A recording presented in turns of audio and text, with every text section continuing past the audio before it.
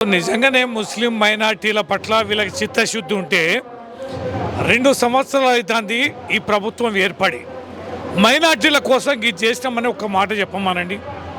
2 ఏళ్ళు క్యాబినెట్లో మంత్రి లేరు, అసెంబ్లీలో ఒక్క ఎమ్మెల్యే లేడు, కౌన్సిల్లో ఒక్క ఎమ్మెల్సీ లేరు. మొన్న అజరుద్దీన్ గారు ఈ నియోజకవర్గం నుంచి గతంలో పోటీ చేశారు. ఆయన టికెట్ చాలా తీవ్రంగా ఆ ప్రయత్నం చేస్తే ఒక రాజకీయ ప్రక్రియలో భాగంగా ఆయనకి ఎమ్మెల్సీ ప్రకటన చేసి క్యాబినెట్ డిసిషన్ చేసి గవర్నర్ పంపారు. ఏమైంది?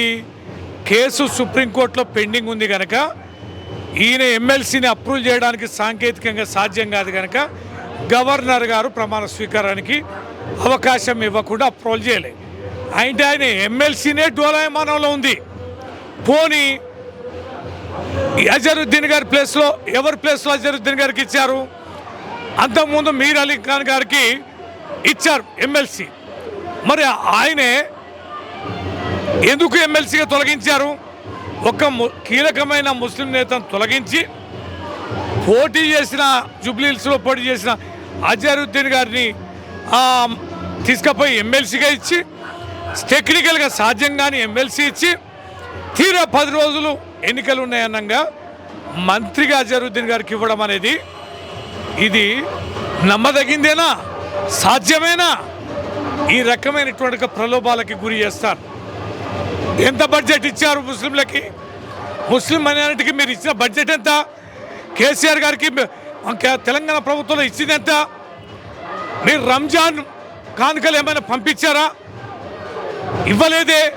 అంటే కనీసం రంజాన్ పండుగ కూడా మీరు ఆదుకొని మీరు ముస్లిం మైనార్టీ స్కూళ్ళని పట్టించుకొని మీరు కేసీఆర్ గారిని 4,000 బడ్జెట్ పెడితే మీరు కనీసం 1,000 కోట్ల బడ్జెట్ కూడా పెట్టని మీరు యావత్ తెలంగాణలో ఈ ముస్లింల కోసం ఈ పథకం ప్రవేశపెడుతున్నామని ఎక్కడ చెప్పని మీరు ఇవాళ అజరుద్దీన్కి ఇచ్చి కంటి తుడుపు చర్యగా ముస్లిం మైనార్టీల ఓట్లని గంపగుత్తగా ఇవాళ కొల్లగొడదామంటే అంత అమాయకంగా జూబ్లీహిల్స్లో ఉన్న ముస్లిం సోదరులు లేరు.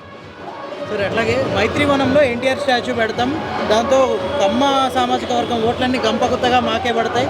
అట్లాగే రీసెంట్గా కమ్మ సామాజిక వర్గం వాళ్ళు కూడా మీటింగ్లు పెట్టి మేము ఏకపక్షంగా యునానిమస్గా సపోర్ట్ చేస్తున్నాం అని అంటారు కదా. నిజంగానే వాస్తవానికి అది ఉందంటారా ఆ పరిస్థితి? ఎట్లా సాధ్యమైంది? ఎన్నిసార్లు తెలంగాణ రాష్ట్రం వచ్చినాక మేము కమ్మ కులం వారిని కానీ వారి సామాజిక వర్గానికి చెందిన వివిధ వ్యాపార వర్గాల వారిని కానీ హక్కున పెట్టుకొని చేర్చుకున్నాం. రాజకీయం కూడా చాలా ఎమ్మెల్యేలు ఇచ్చాం, మంత్రి ఇచ్చాం, ప్రభుత్వం ఇప్పించాం. ఇదే తుమ్మల నాగేశ్వర గారికి కూడా మంత్రి ఇచ్చాం, పువ్వాడ అజయ్ గారికి మంత్రి ఇచ్చాం, గాంధీ గారికి ప్రభుత్వం ఇప్పించాం. అనేక మంది ఎమ్మెల్యేలను కూడా మేము చేయడం అనేది జరిగింది. ఆర్థికంగా, రాజకీయంగా, వ్యాపార పరంగా అన్ని రకాలుగా మేము కడుపున పెట్టి కాపాడుకున్నాం. తెలంగాణ ప్రభుత్వంలో కేసీఆర్ గారి ఆధ్వర్యంలో చాలా అద్భుతంగా ఈ ప్రభుత్వం వారిని కాపాడుకుంది కనుక ఇవాళ ఏదో విగ్రహం పెడతాం, కంటి తుడుపు సరిగా ఈడ మీ ఓట్లు కావాలి, ఈ విగ్రహం పెడతామంటే వారి ఇళ్ళలో ఏం కడుపు నిండదు. మేము ఎన్టీఆర్ గారిని చాలా గౌరవించుకున్నాం. ఎన్టీఆర్ గారి పట్ల అపారమైనటువంటి గౌరవం మా అధ్యక్షుల వారు కేసీఆర్ గారికి ఉంది.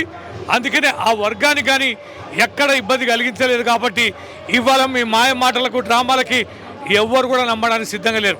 ఒక్కసారి నమ్మారు. ఎన్నికల ముందు మీరు చేసిన వాగ్దాలకి అన్ని వర్గాల వారు 2 ఏళ్ళు అయింది. 100 రోజుల్లో హామీలు అన్నారు, 6 గ్యారెంటీలు 13 హామీలు అన్నారు, 420 అంశాలని మీరు మేనిఫెస్టోలో పెట్టారు. మీ అమలేందో, మీ ప్రభుత్వం ఏందో, మీ మంత్రుల తీరేందో, మీ అధికారుల వ్యవహార శైలి ఏందో, మీ దోపిడీ ఏందో, మీ పంపకాల పంచాయతీ ఏందో తేట తెల్లమైంది. ప్రజలకు అర్థమైంది. ఇవాళ నువ్వు సంపద సృష్టించడం వదిలేసి నీ కుటుంబ సంపద, నీ కుటుంబ సభ్యుల కోసం చేస్తున్న దందాలని కూడా తెలుసు. ఇలా రియల్ ఎస్టేట్ రంగం ఎలా భ్రష్టు పెట్టిపోయింది అనేది కూడా అందరు ప్రజలకు అర్థమైంది. కనుకనే జూబ్లీహిల్స్ నియోజకవర్గంలో ఇలా బండకేసి కొట్టి బిడ్డ ఇక నీ మాయ మాటలు, నీ యొక్క ఆ లంగ మాటలు బంద్ చేయమని చెప్పే ఫలితం రాబోతుంది. కింద నీకు సెగ తగిలింది కాబట్టి ఆగ మేఘాల మీద అజరుద్దీన్ తీసుకొచ్చి మంత్రిని చేశావు తప్ప నువ్వు ముస్లిం సోదరుల మీద ఏ అభిమానం లేదు. ఎన్టీఆర్ విగ్రహం పెడితే మరి 2 ఏళ్ల నుంచి గడ్డి పీకుతున్నావా?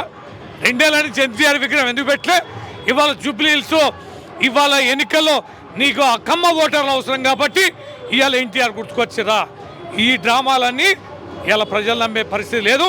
కాంగ్రెస్కు బుద్ధి చెప్పే సమయం ఈ జూబ్లీ హిల్స్ నియోజకవర్గంతో ప్రారంభమై